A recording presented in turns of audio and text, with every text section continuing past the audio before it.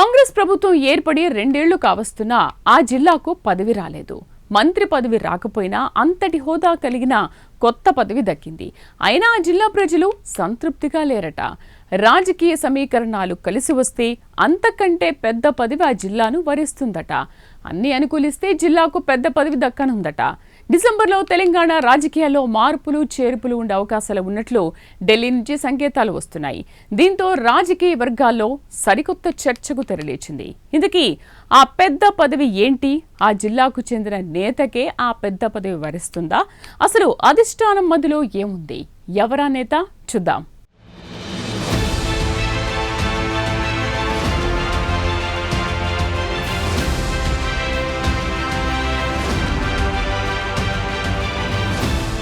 తెలంగాణలో కాంగ్రెస్ పార్టీ అధికారంలోకి వచ్చే 2 ఏళ్లు పూర్తి కావస్తోంది. అయినా ఉమ్మడి నిజామాబాద్ జిల్లాకు మంత్రి పదవి దక్కలేదు.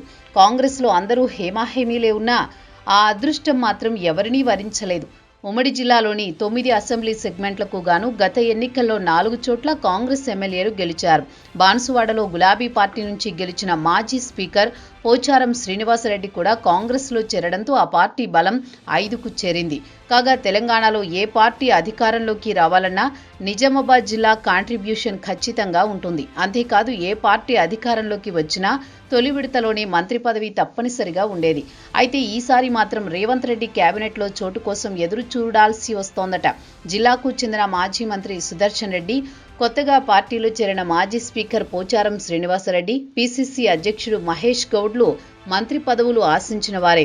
ఇక మైనార్టీ కోటాలో మాజీ మంత్రి షబీర్ అలీ కూడా మొన్నటి వరకు ఆశలు పెట్టుకున్నారట.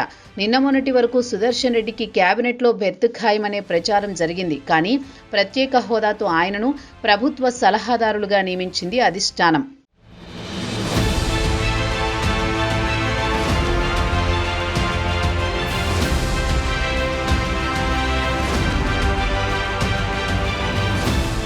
ఇక వచ్చే నెలలో మంత్రివర్గ విస్తరణ ఉంటుందని పీసీసీ అధ్యక్షుడు మహేష్ గౌడ్ ఇటీవల ప్రకటించారు.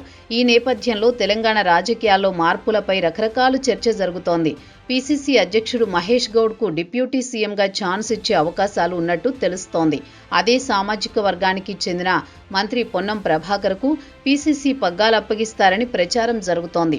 అయితే ఆయన స్థానాన్ని మహేష్ ద్వారా డిప్యూటీ సీఎం హోదాతో భర్తీ చేయాలని అధిష్టానం చూస్తోందట. అంతేకాదు ఒక బీసీ నేతకు తెలంగాణలోని ఉన్నత పదవి ఇచ్చినట్లు కూడా అవుతుందని వ్యూహాత్మకంగా వ్యవహరిస్తున్నారట.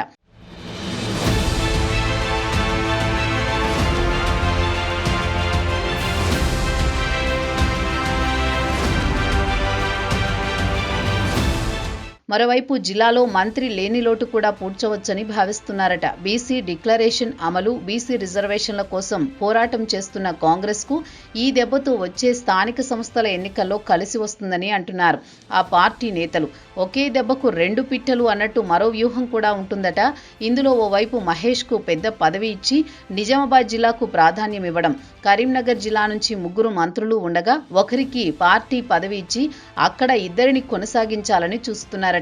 విద్యార్థి, యువజన విభాగాల్లో కీలకంగా వ్యవహరించిన పొన్నం ప్రభాకర్, మహేష్ గౌడ్లకు సముచిత స్థానం కల్పిస్తూ బీసీలకు న్యాయం చేశామనే సంకేతాన్ని కూడా ప్రజల్లోకి పంపవచ్చని అంటున్నారట అధిష్టాన పెద్దలు.